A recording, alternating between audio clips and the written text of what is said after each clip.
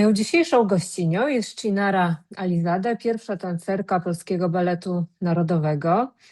Artystka, która swoją drogę zaczynała w Moskwie, tańczyła w Teatrze Bolszoj, a od lat związana jest z Warszawskim Teatrem Wielkim, Operą Narodową. Dzień dobry. Cześć Chinara. Bardzo się cieszę, że udało nam się spotkać i porozmawiać. Powiedz, kiedy pierwszy raz pojawiła się Twoja miłość do tańca klasycznego? Mhm. No tak naprawdę to miłość e, była miłość baletu mojej mamy. Mhm. Ona mnie jakby poznała z tym światem. Zabierała mnie na spektakle baletowe. Oglądaliśmy razem w domu jakiś w telewizji baletowy program i no tak też z zainteresowaniem bardzo.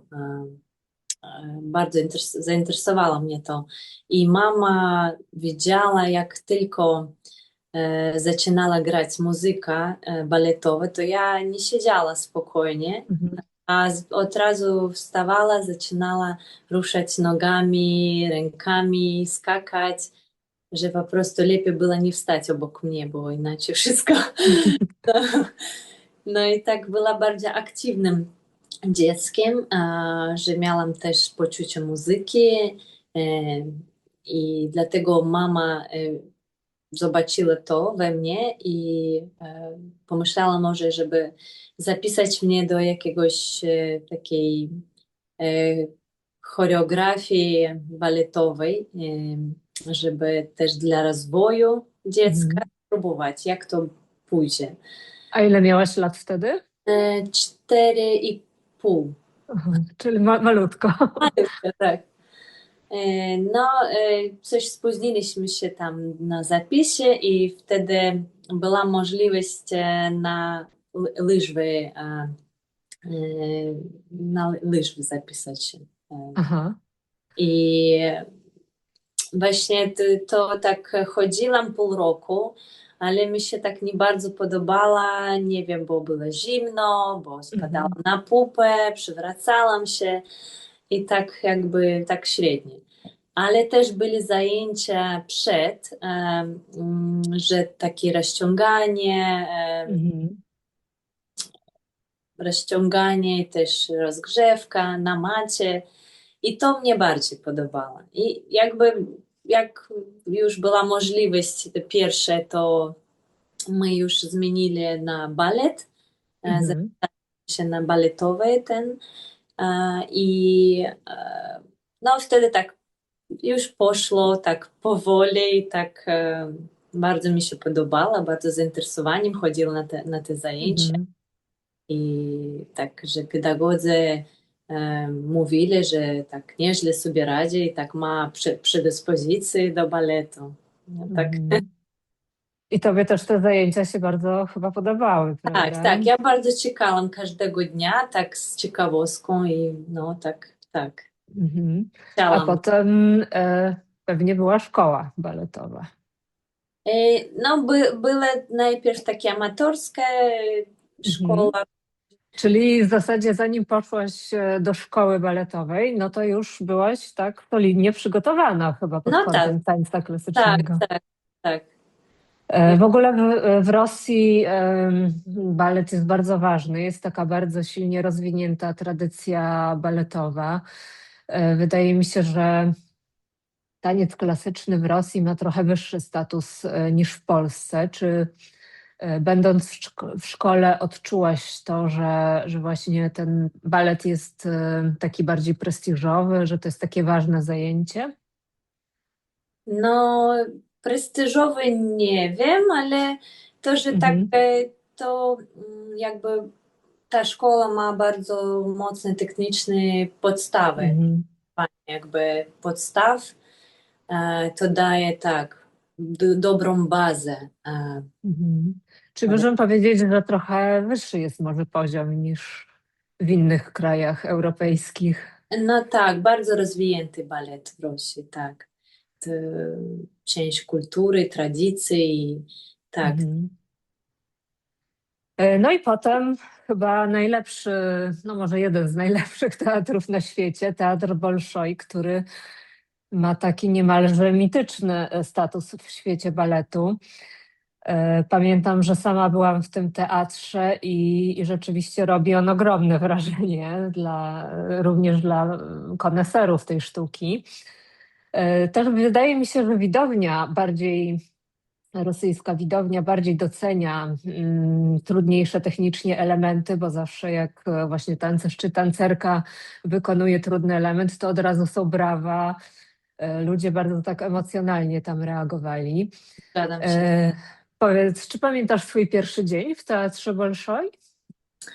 Oczywiście, że pamiętam. No to Mhm. zaczęło dużo wcześniej, bo będąc uczennicą w Akademii Baletowej, u nas byli takie koncerty i występowaliśmy na tej głównej scenie Bolszą. To ja już Mhm. jako mała dziewczynka pierwszy raz wyszła na tą scenę i oczywiście zrobił na mnie ten teatr ogromne wrażenie, bo Mhm. nawet nie mogę teraz powiedzieć słowami, bo naprawdę byłam zachwycona.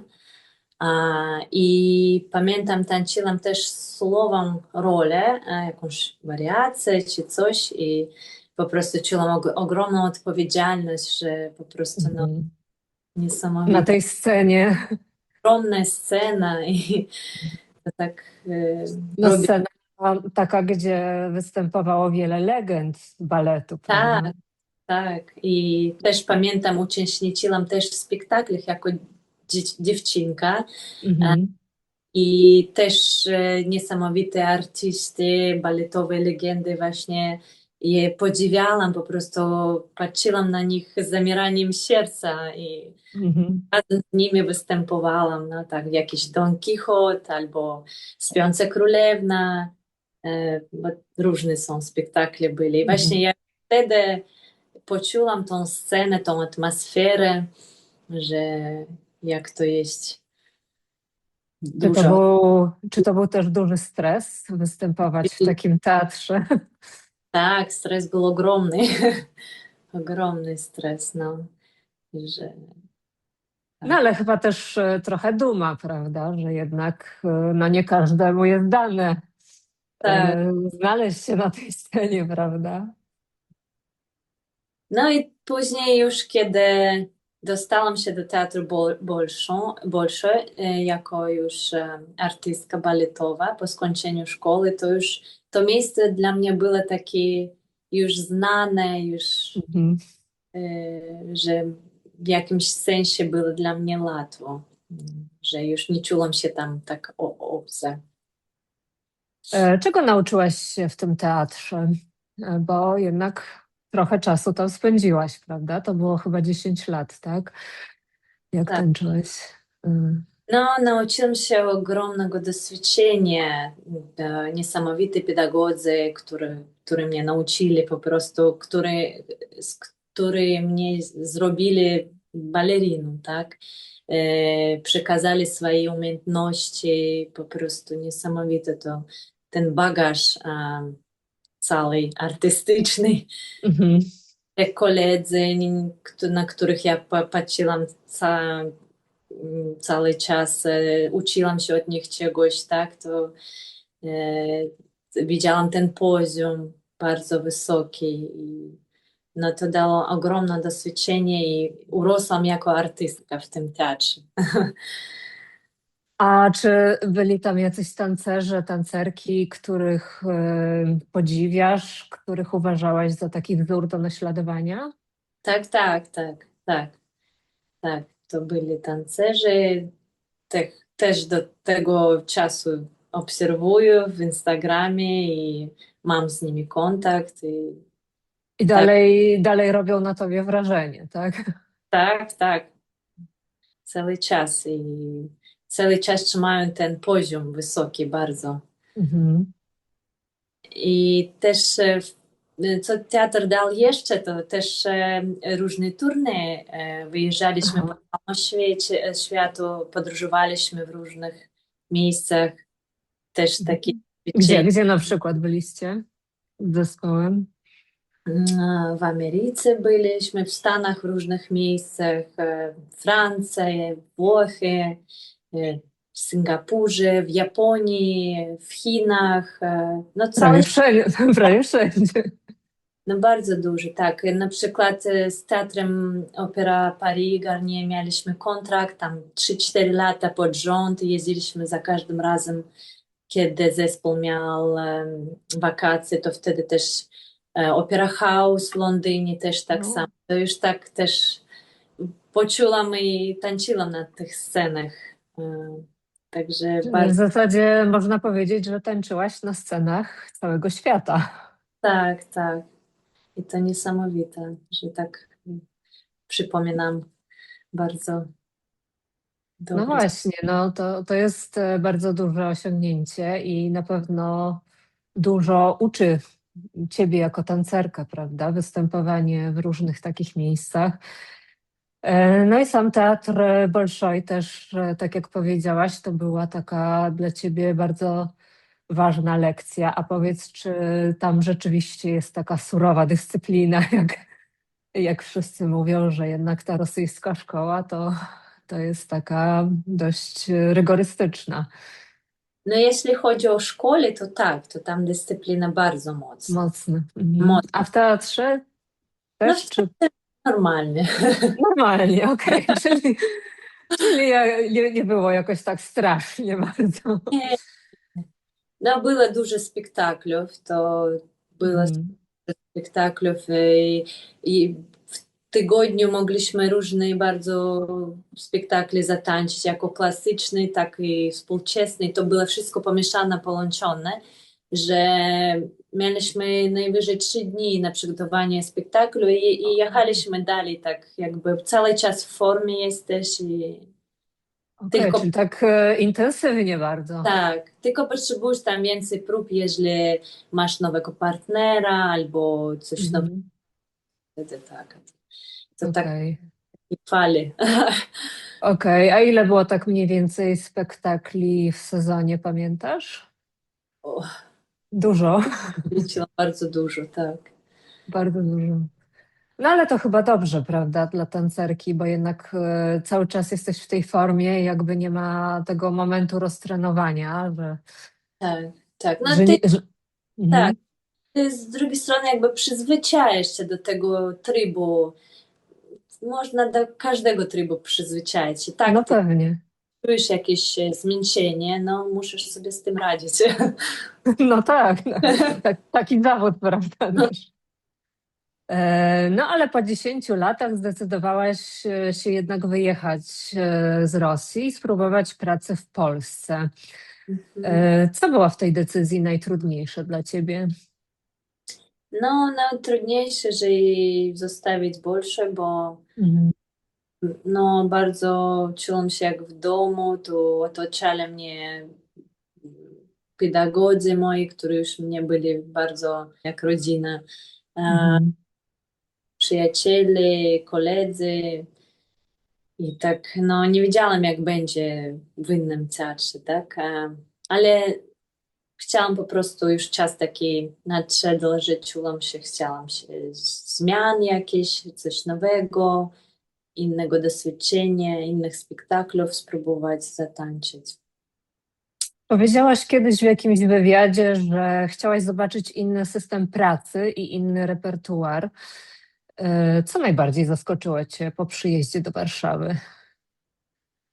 No, zaskoczyło to, że właśnie była przyzwyczajona do takiego szybkiego wejścia do spektaklu i mniej prób, więcej spektaklów. Teraz jakby system był taki, że miałam więcej czasu porządnie popracować, przygotować spektakl i to też inaczej ciało musi pracować, inaczej musisz do tego podejść. I miałam też ciężko po pierwszym czasu, bo e, musiałam nauczyć się nowych spektaklów. Krzysztofa Pastora, dyrektora Teatru Wielkiego, duże choreografii na raz, różne, 3 chyba. I to było dla mnie niełatwo. Mhm. tak bardzo była zapalona na pracę, chciałam, podobało mi się, że nie odczuwałam nawet zmęczenia, tylko przychodziłam do pokoju, padłam i już zasypiałam, bo później to tak, no, dopiero pod koniec dnia. Ale tak, no ten system oczywiście różni się od Bolszej. Tak. Czyli w Bolszoi jest trochę tak intensywniej, czy o to ci chodzi, czy jak byś to Ja ujęła? była intensywniej, chyba dla mnie, jakby Mhm. pierwszy czas ten, bo ja musiałam nauczyć się nowych spektakli, które wcześniej nie tańczyłam, bo tej Mhm.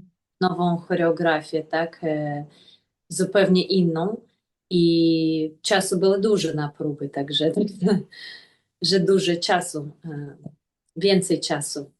Mhm.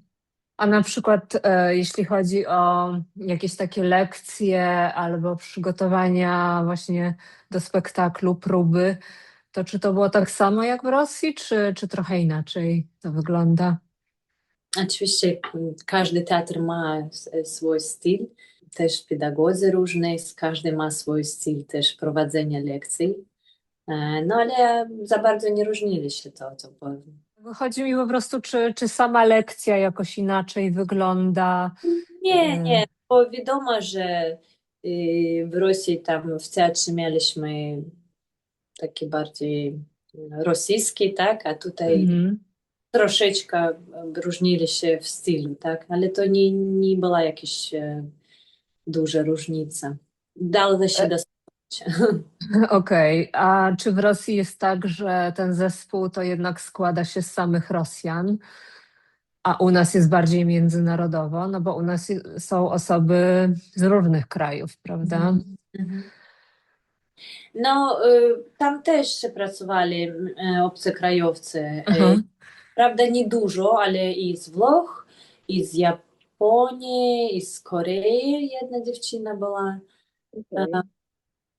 No, bardziej Rosjan, tak. Ale obcokrajowcy też, i z Brazylii też. Z Brazylii najbardziej chyba, bo też Mhm. istnieje w Brazylii szkoła Bolszego Teatru, bo jakby Okej.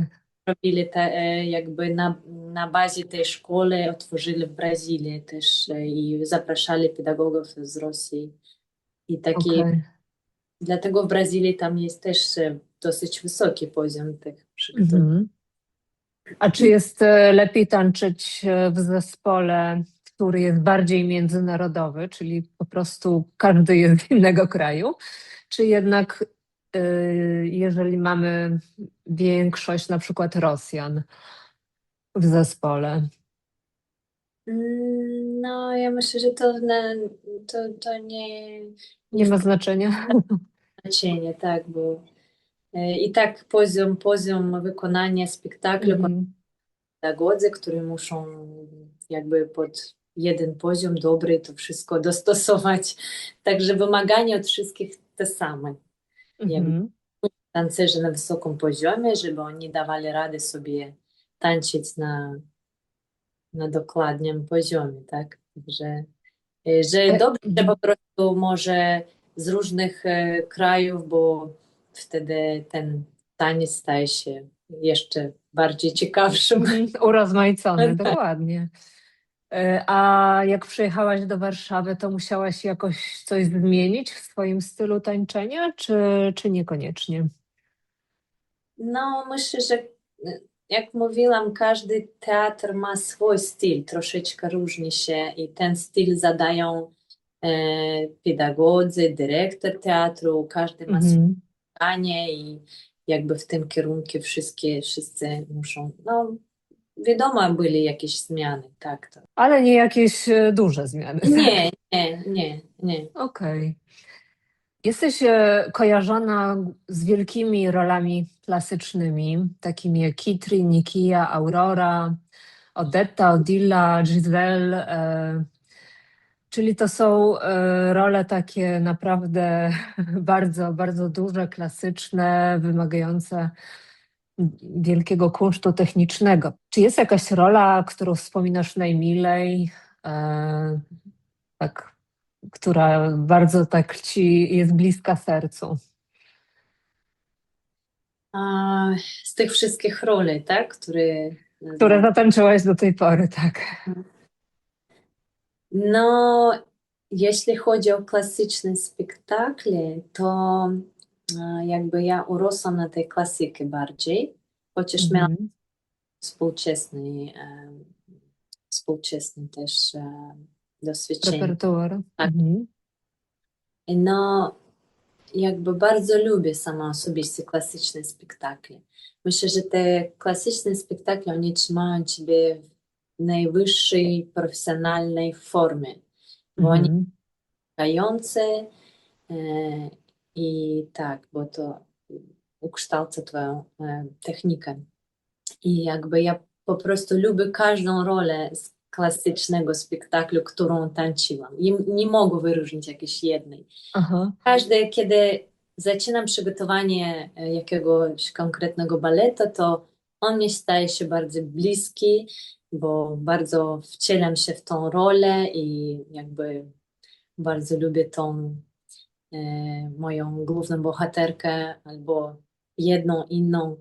To jakby jak to powiedzieć, jakby staje się jednym, tak? I jakby, Mhm. Po że prostu tak wchodzisz w tą rolę. chodzę, tak, nie Mhm. mogę wyróżnić jakąś, które bardziej. Może po prostu jakiś jeden spektakl miałam więcej tańczyłam. Aha. Tańczyłam w różnych choreografiach, troszeczkę wersjach i jakby e, bardziej taki znany dla mnie tam. Na przykład Don Quixote tańczyłam w różnych redakcjach, w różnych Mhm. wariantach troszeczkę choreograficznych, e, że już teraz nie przypomnę, ale właśnie no, związane z tym bardziej z doświadczeniem, tak? Aha. Niż, że każdą rolę lubię tak samo. No bo te role jednak się różnią od siebie dość mocno, też w takim wyrazie artystycznym. Giselle to jest bardziej taka liryczna rola, gdzie musisz być trochę inną kobietą na scenie, Tak, tak. prawda? Kitri jest bardziej taka rola z pazurem, tak? Czyli taka może ostrzejsza. Jak się przygotowujesz do takich ról? No bo to też jest dość duże wyzwanie aktorskie. No właśnie, może najbardziej lubię takie ciekawsze i dramatyczne role, gdzie mam jakieś, Mhm. żeby to tak, e, żeby móc przeżyć to na scenie, taki inny charakter, tak? E, Mhm. I zwykle staram się, jeśli są już wcześniej to była, ten spektakl już istniał, to staram się znaleźć nagranie jakichś Aha. innych tancerzy też, jak oni wykonywali ten spektakl. E, Staram się zobaczyć różnych tancerzy, tak? I Mhm. coś takiego wyróżnić, wziąć dla siebie jakiś akcent dla roli, albo też przeczytam książkę, jeśli Okej. są, albo też zobaczę w telewizji, żeby lepiej poznać swoją postać, lepiej znać e, ogólnie, żeby stworzyć tą rolę z różnych stron. Jakby lubię przeczytać albo zobaczyć. Mhm. I wtedy dla siebie jakby mogę tą rolę najbardziej zbudować i żeby zrozumiała w ogóle. Bardzo ważny dla mnie sens, o co chodzi, żeby Aha. przekazać najbardziej prawdziwe dla widza, tak, żeby tą historię. Także dla mnie to bardzo ma znaczenie sens spektaklu, że bardzo też ważne, żeby był spektakl bardzo bogaty aktorski, tak? Mhm. No to jest bardzo ważny element na pewno. No ale jednak ta technika też tutaj odgrywa bardzo dużą rolę, prawda? To są bardzo trudne balety, bardzo trudne technicznie, no tylko w zasadzie nieliczni są w stanie to zatańczyć. Jak się przygotowujesz do takiej roli pod kątem właśnie tej pracy technicznej? Czy też oglądasz właśnie, jak inna tancerka to zatańczyła? Czy masz jakieś swoje rytuały takie przed wyjściem na scenę? Nie wiem, coś robisz specjalnego, żeby po prostu to dobrze wyszło jak najlepiej? No i na przykład, jeżeli ja już dużo tańczę tam ten jakiś konkretny spektakl, Mhm. to ja zawsze chcę coś więcej dla siebie, jakąś postawić wyzwanie, bo Mhm. tak, że nie uspokoję się na tym, co zrobiła. Jeżeli zrobiła dobrze, to chcę iść dalej i więcej wyzwań. Więcej piruetów, jeszcze technika, więcej balansu pokazać. I też oglądam, najbardziej mi się podobają oglądać stare nagrania tancerek, które Mhm. kiedyś tańczyli i zobaczyć, jak oni to robili, bo Mhm. można dużo dla siebie zabrać. No tak, na pewno. Tak. A jak masz na przykład taki gorszy dzień, kiedy po prostu no, wiesz, że to ciało tak nie do końca współpracuje, no ale spektakl jest, trzeba wyjść, zatańczyć, to jakie są twoje sposoby, żeby się jakoś tak zmobilizować i poradzić sobie z tym, tak? No bo czasem mamy gorsze dni, prawda? Mamy gorsze, mamy lepsze dni, tak, ale ja o tym nie myślę, bo musimy robić to tak samo, nie myśleć, że coś tam boli albo źle się czujesz. No niestety, trzeba zebrać się i zrobić to. I zrobić swoje po Swoje, prostu. tak. No ale to chyba nie jest łatwe, tak? No tak, tak mi się... zawód jest bardzo ciężki, że bez względu na wszystko, tym, bo Mhm. widzieć nie zna, co u ciebie tam się stało, albo co się przeżywasz, albo jak się Mhm. czujesz, ty musisz pokazać lekkość na scenie, i, że jak się, także Nawet jak jest ciężko, no to musisz dalej, prawda, być uśmiechnięta na tej scenie tak. i Jestem, zatańczyć. dlatego jesteśmy aktorzami, tak, że musimy to ukrywać. Dokładnie. Pokazać najlepiej, jak potraficie, prawda? Tak. No na pewno myślę, że w klasyce jesteś najlepsza, ale tańczyłaś też role współczesne, prawda? Właśnie wspomnianego Krzysztofa Pastora, Wayne'a McGregora czy Johna Neumeyera. Jak wspominasz te role współczesne? Czy to było trudniejsze niż klasyka dla ciebie, czy niekoniecznie? E, No, oczywiście współczesny taniec, który ma mniejszą doświadczenie, to wymaga pewnego ruchu, pewnej koordynacji, którą nie używamy na co dzień, bo też lekcja baletowa, ona jest na bazie klasyki, tak? Wszystkie te No elementy, tak. że inaczej inny ruch to wymaga troszkę większej koncentracji, e, Mhm. więcej poznać swoje ciało, na co potrafi i to mi się bardzo podoba. Też lubię taniec współczesny, bo ty Mhm.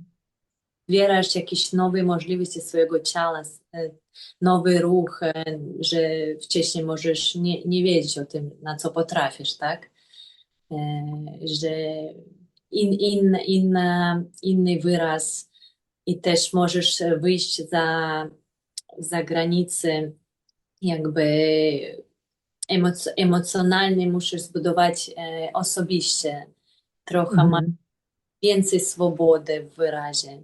I właśnie ten współczesny taniec też każdy ma możliwość indywidualnej interpretacji. Mhm. Klasika ona ma jakieś tam granice i wszyscy musimy tańczyć jak dokładnie i nie ma coś innego, więcej, mniej, w sensie ruch musi być w piątej pozycji, tam w pierwszej i więcej Tak. możesz robić innego, a tutaj tylko dodać technikę można. Jeden, dwa, trzy piruety, tak? Mhm. A tutaj można troszeczkę inaczej to wszystko i to też mnie bardzo ciekawi. Aha. A czy to nie jest na przykład trudne dla ciebie, jako takiej tancerki klasycznej, że jednak musisz się pozbyć trochę tych baletowych nawyków Mm. i pozwolić sobie właśnie na taką większą swobodę ruchu? Czy ten balet cię trochę nie ogranicza jednak? E, No tak jak u nas jest zespół bardziej współczesny nawet niż klasyczny, tutaj już trochę jestem w Polsce i potańczyłam różnych choreografii i polega na tym doświadczenie, że musisz tańczyć, rozwijać się w różne strony, nie tylko w jednej. Mhm. Jakby na tym poziomie, w którym ja jestem, to radzę sobie i z klasyką, i z współczesnym. A co wolisz, klasykę czy współczesny taniec? Ja wolę, żeby klasyka na, Mhm. była też i plus współczesny, bo nie chciałabym dzielić, tak, żeby była Mhm. klasyka albo tylko współczesny. Klasyka musi być. Musi być, no. Po prostu to trzyma ciebie w takim wyższej formie, na tym poziomie. No, klasyka jest na pewno ważna dla tancerki klasycznej. U nas jest w teatrze po trochu, może trochę za mało tej klasyki. Może będzie więcej w przyszłym sezonie, zobaczymy. A czy jest jeszcze jakaś rola, której nie zatańczyłaś, ale o której bardzo marzysz? No, rola Manon bardzo Mhm. ciekawie też, no chciałabym zatańczyć. To ten niesamowity. Dlaczego akurat ta rola? No, ona nie jest zupełnie klasyczna, ona jest współczesna, współczesny ruch, ale też baza jest klasyka. I Mhm. też jako rolę stworzyć bardzo mnie ciekawi też, jaką tą bohaterkę przeżyć. Bo Mhm. No to może kiedyś się uda. Miejmy nadzieję, że jeszcze będziesz miała okazję zatańczyć tą rolę. Mój podcast jest o tańcu, ciele i formie, więc może trochę porozmawiajmy właśnie o tej formie, bo forma tancerki klasycznej, no to jest troszkę inna niż forma takiej zwykłej osoby, nazwijmy to. Powiedz, jak ty pracujesz ze swoim ciałem, jak utrzymujesz je właśnie w tym najwyższym poziomie sprawności fizycznej? no, oprócz tego, że mamy lekcje baletowe codziennie, tak? Mhm. Mamy też próby, które też utrzymują formę, nawet jeśli czasami może być, nie ma spektaklów, tak? Ale żeby też pomóc swojemu ciału, żeby zapobiegać kontuzjom na przykład, Mhm. bardziej stabilne, bardziej wytrwale, to lubię sobie chodzić na pilates też, bo to tak daje równowagę i w środku, i na zewnątrz, i siłę. E, Też sobie chodzę na siłownię, żeby wzmocnić Aha.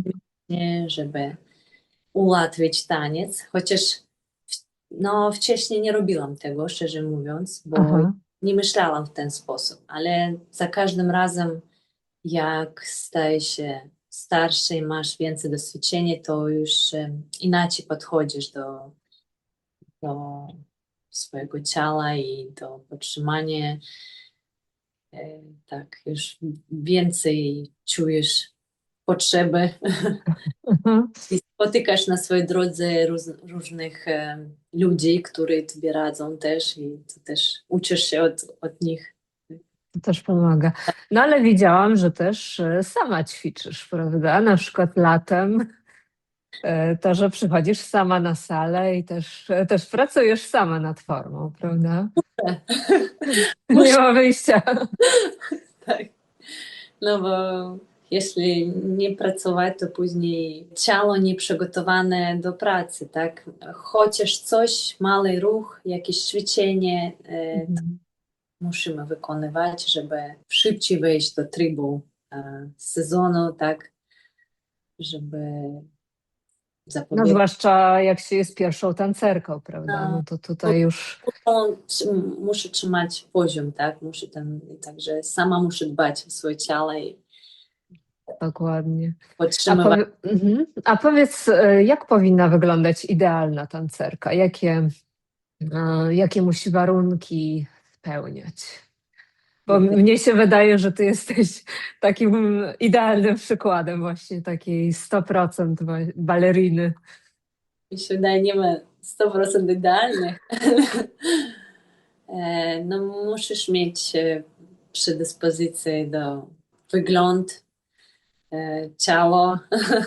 No ale właśnie jak jedno, bo niektórzy, wiesz, ludzie nie wiedzą, tak, na czym to polega, tak, jak powinna wyglądać taka super balerina.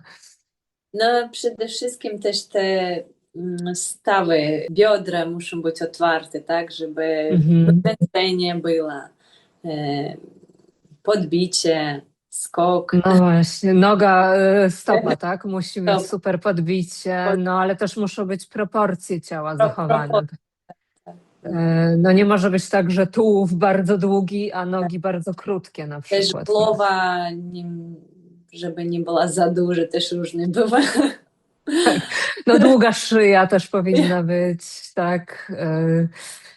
Ręce. No, E, tak, Ręce. tak, na przykład znam tancerek, których nie mają za bardzo stopy, ale można sobie wypracować też. Ćwiczeniami. Mhm. Tak, nawet nie widać, że nie ma stopy, że taka pracowita i dociągnięta. Też Mhm. zależy, jak sobie wybrać puenty, też pomaga ukryć to albo Tak. podkreślić, No żeby ale są też takie wkładki, co się wkłada i trochę udają, że masz podbicie, prawda? No ale takie. teraz już większość tancerzy to wkłada. Nawet nie zauważysz to. Aha, no tak. No. Tak, tak. Takie drobne oszustwo. Jest to taką pracowitą, które wyciągasz i plus to, co wkładasz, to wtedy to nie widać. A jeśli ty nie dociągasz stopę i wkładasz, to wtedy oczywiście Wtedy widać. Mhm. No jeszcze jeszcze. Mhm. ważne, żeby kolana były wyprostowane i tak, to też. No, żeby jeszcze był O, ten przeprost w nodze. Może nie jest takie naturalne, prawda, jak ta noga trochę jest tak wygięta, powiedzmy, w drugą stronę, ale na scenie, w balecie to bardzo, bardzo pięknie wygląda właśnie na te puentach linie, tak, i tworzy te linie tak, wtedy, tak. te nogi, to jest super. Więc no dużo jest tutaj warunków do spełnienia. A powiedz, czy z wiekiem i doświadczeniem, bo trochę już tańczysz, już masz dość spore doświadczenie sceniczne. Czy jakoś zmieniło się twoje podejście do tańca? No, o ciele to powiedziałeś, że teraz więcej trochę pracujesz, ale czy do samego tańca twoje podejście jakoś się zmieniło? No chyba bardziej swobodnie czuję się na scenie. Aha, Tak, to tak czyli mniej stresu trochę. nie jest stresu, tak. Chociaż bywają role, które troszeczkę stresują przed wyjściem na trema, ale tak, no bardziej swobodnie, tak, mniej stresu, więcej doświadczenia już, tak. Znasz swoje ciało lepiej, znasz, gdzie możesz troszkę dodać, gdzie odpuścić. Mhm. A jak masz tremę, to jak sobie radzisz z tym stresem i tremą przed wyjściem, żeby po prostu to nie zawładnęło tobą? No, staram się uspokoić od środka, też oddech, może Oddech. dać taki spokój, żeby oddychać. Mhm. Ale tak zwykle tremę mam tylko przed wejściem, a jak już wychodzę na scenę, to już wszystko znika. Mhm. No, wiem, że niektórzy nie radzą sobie z tym i to jest oczywiście bardzo ciężkie, bo wtedy nie masz władzy nad swoim ciałem, tak? Wszystko nie słucha ciebie, bo e, to trzeba siebie od wewnątrz uspokoić, pooddychać, może nawet Mhm. pomyśleć o tym, dlaczego się stresuje, co się dzieje, żeby zrozumieć, że nie Aha. przygotować. Cały czas przygotowała się w studiu, jesteś gotowa na sali, technika zrobiona. To tylko wychodzisz i dzielisz się z tym z widzami. I po to pracujemy, żeby poczuć to szczęście, wyjście na Tak. scenę. Czy to wejście na scenę to jest taki moment szczęścia dla ciebie właśnie? No tak, tak. Bardzo się e, dobrze się czuję na scenie. I to oklaski, potem na koniec kwiaty, uznanie widowni, to na No pewno też. i za tego to jest jak adrenalina, wychodzisz i za tego cały czas też wychodzisz na scenę, żeby to przeżyć, nie? Mhm. Kiedy czujesz, że widzy ciebie wspierają, że ty czujesz, że to, co ty robiłeś, to teraz jakby doceniają. To jest najwyższe jakby szczęście. No, ale czasem zdarzają się też mniej miłe wydarzenia. Pamiętam w 2019 roku niestety zerwałaś ścięgno Achillesa podczas występu. Mm. Wtedy chyba Yuka Ebihara ciebie zastąpiła podczas spektaklu. Jak to pamiętasz w ogóle? To musiało być straszne chyba doświadczenie, tak? Nie tylko fizycznie, ale też emocjonalnie. No to bardziej emocjonalnie odczułam, było też szokujące, Mhm. że nawet nie zrozumiałam, co się działo, że tak, no to tak nagle i po prostu jak, Mhm. no, jak w śnie byłam. Tak, Że taki szok chyba, prawda? ja żadnej bóli nie czułam w ogóle, tylko szok. Mhm. No to na pewno było straszne. No i powiedz, jak potem pracowałaś właśnie pod kątem rehabilitacji, jak długo zajął ci powrót na scenę? No, to była bardzo długa droga i ciężka była droga. Musiałam uczyć się od początku, uczyć swoje mięśnie, żeby Mhm. jeść, mm, żeby od początku spinać się na paluszki, tak, na te polupalce, bo po prostu mięśniów nie było, bo że musiałam przyłożyć bardzo dużo pracy, żeby to znowu aktywować. Bo to jak dzieci uczą w szkole, pierwszy raz wstają do Mhm. klasy i oni zaczynają dopiero poznawać ten ruch, wspinać się na paluszki albo naciągać stopę. No u mnie tak samo, jak wróciła Mhm. do Do początku. podstaw, musiałam tą nogą swoją jedną uczyć od samego początku. To jest bardzo wymagała cierpliwości wewnętrznego takiego, żeby nie poddawać się. Tak. A, walczyć po Ale, prostu. no ja sobie postawiłam po prostu, starałam się, że ja muszę to zrobić, ja zrobię to i przykładałam wszystkie swoje wysiłek, który mogłam i lekarze pomagali, rehabilitacja i ćwiczenie. No, Ile czasu to trwało? no chyba wyszłam na scenę nawet po 6 miesiącach. Czyli E, nawet dość szybko. Mogłabym w ogóle jeszcze szybciej wyszłabym na scenę, bo jeszcze by nie sytuacja z COVID-em, bo Aha, no tak.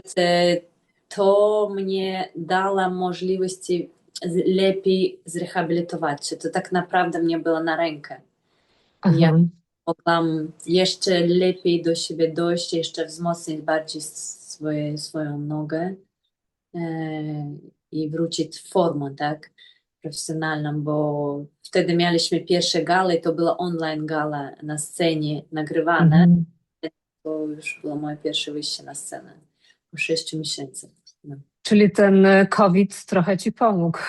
no tak, w jakimś sensie pomógł. Także w sumie tobie Tak, wyszło to na rękę, bo inni tancerze no, raczej mieli problem, bo mieli przerwę. tak. A ja I, wracam i, a ty spokojnie. akurat sobie spokojnie się zrehabilitowałaś i wróciłaś w No, super formie wtedy. powiem tak, że są Oczywiście inaczej moje ciało pracuje niż przed kontuzją, bo ja musiałam sobie poradzić i Aha, uczyć się inaczej pracować z tym, co już miałam, bo okej. tak naprawdę noga nie do końca na 100% wróciła do tego momentu jak przed kontuzją, ale po prostu sobie daję radę i umiem to tak jakby teraz już z tym Aha. pracuję. To czasami nie bywa łatwe, tak, ale no już z czasem to już nie każdy Mhm. uczyć po takiej kontuzji. Tak, no właśnie to jest bardzo, bardzo ciężka kontuzja, prawda? To myślę, że to i tak, że wróciłaś w takiej formie, to jest duży sukces. Ja też cieszę się. No, wszyscy się cieszymy, że możemy Ciebie jeszcze podziwiać na scenie i mamy nadzieję, że jeszcze przez wiele lat będziemy. A powiedz mi, tak na koniec już trochę, co musi mieć tancerka, żeby przetrwać taką długą karierę? Co jest najważniejsze według Ciebie w tym zawodzie? Czy to jest talent, technika, czy jednak może jakieś inne cechy? Pokora, łód szczęścia, nie wiem. No, szczęście tutaj bardzo przyda się, Pomaga. że w potrzebnym miejscu, w potrzebny czas okazać się, tak, ale żeby przetrwać, no to musisz jakby słuchać swojego ciała, współpracować, żeby przedłużyć życie, tak, tańczenie, e, żeby mieć odpowiednią rehabilitację, tak? Mhm. Nie zapominać, że musisz jak mocno pracować, tak później i odpocząć. Odpoczynek jest bardzo ważny i to z czasem dopiero rozumiesz, bo już po młodości tak pracujemy, Mhm. uwagę na jakieś sygnały ciała, że coś boli, ale ty dalej pracujesz, naciskasz, no to lepiej tego nie robić, a jednak słuchać swoje ciało, żeby ono więcej pracowała dłużej. Właśnie może ta rada. Okej. A gdybyś miała jednym zdaniem powiedzieć, czego nauczył Cię balet o życiu, to co by to było? Balet nauczył mnie wytrwałości i charakteru w życiu. Charakteru, czyli takiej siły, tak? Siły Psychicznej. psychiczne, wewnętrzne, tak. Czy to jest ważne w tym zawodzie, żeby mieć Bardzo, silny charakter? bardzo ważne, tak. Dlaczego? No, bo są, żeby po prostu wytrzymać różne sytuacje i fizyczne, i mentalne. Dużo jest presji w balecie. No różnie bywa, tak. Musisz jakby umieć radzić z tym sobie, tak? A jeśli jesteś bardziej taki z początku, jakby jak już ty w szkole jesteś, to wyrabia się. Mhm. I te osoby, którą przeszli przez szkołę baletową, to już są bardziej takie mocniejsze Mhm. i Tak, trwale, tak. Bo to taka dyscyplina też dla życia przyda się. tak. Czy po zakończeniu kariery myślałaś, co byś chciała robić? Czy jeszcze o tym nie myślisz?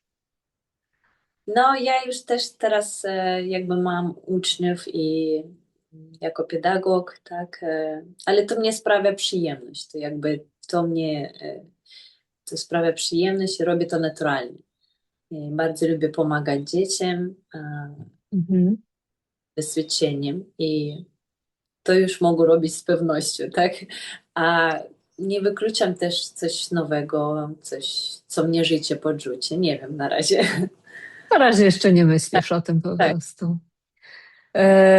Jakie masz jeszcze plany, marzenia na przyszłość? A, marzenie. Jeszcze ciekawe role zatańczyć, jakieś popracować z choreografami wybitnymi. Bo ty jeszcze występujesz na galach różnych. Tak, tak. Czym taki występ na gali różni się od tańczenia w teatrze normalnie w sezonie? No to jest taka okazja, bo zwykle zbierają się na gali takie najbardziej tancerzy wysokiego poziomu, gwiazdy. Gwiazdy baletu. Tak, Mhm. tak. I ty tak poznajesz kogoś, kogoś znasz, spotykasz się, jest okazja spotkać się z kimś na gali albo poznać, podzielić się doświadczeniem, też zobaczyć też wybitnych tancerzy. I to taka wymiana też bardzo fajnie, bo to ciebie też uczy i daje też jako tancerzowi doświadczenie. No to życzę Ci w takim razie wielu wspaniałych ról u nas w teatrze, ale też interesujących gal baletowych, coraz więcej doświadczenia. No i już odpukać, żeby żadnych kontuzji nie było i żeby po prostu teraz ten taniec był tylko samą radością dla Ciebie. No niestety kontuzji nie zawsze można zapobiegnąć. Nawet dbasz o ciała i robisz duże rzeczy, ale czasami to i tak, Jest nieuniknione tak niestety. niestety tak. Ale Ale żeby trzymam kciuki, żeby już żadnych nie było. tak. Dziękuję bardzo Ci za rozmowę. No i zapraszamy do Teatru Wielkiego w Warszawie, żeby podziwiać Cinarę w głównych rolach, których mam nadzieję będzie jeszcze dla Ciebie jak najwięcej. Dziękuję bardzo, Monika. Dzięki. Do zobaczenia. Do zobaczenia.